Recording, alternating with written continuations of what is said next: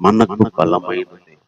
ఆ మాటలోనే చాలా ధైర్యం మనకు వస్తుంది. మనకు బలమైన దేవుడు, మనకు బలమైన దేవుడిని బట్టి మనం స్తుతించి, వాయిద్యాలు వాయించి, నోరెత్తి కీర్తనలు పాడి, మరి సితార వాయిద్యాలన్నీ వాయించుకుని దేవుని గురించి పండగ రోజు, అమావాస్య రోజు, మిగతా రోజులన్నిట్లో కూడా ఆయన స్తుతించడం అనేది దేవుడు మనకిచ్చిన కట్టడ, ఒక వరం, ఒక చట్టం అని చెప్తున్నాడు. బలమైనది ఈ దేవుడు ఏదైనా చేయగలడు.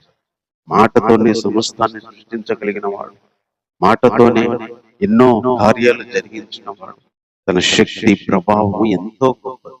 లోకపరంగా మనకి ఏ బలం లేకపోయినా, డబ్బుపరమైన బలం లేకపోయినా, మనుషుల బలమైన బలం లేకపోయినా, లేకపోతే పేరు ప్రఖ్యాతుల బలం లేకపోయినా, లోకపరంగా అండదండాలు ఏమి లేకపోయినా, మనకు బలమైన దేవుడు మనతో ఉంది, లేదా మనకు బలమైన దేవుడు మనకు ఉన్నాడు. అదే మనకు సంతోషం, ఆనందం ఇస్తుందని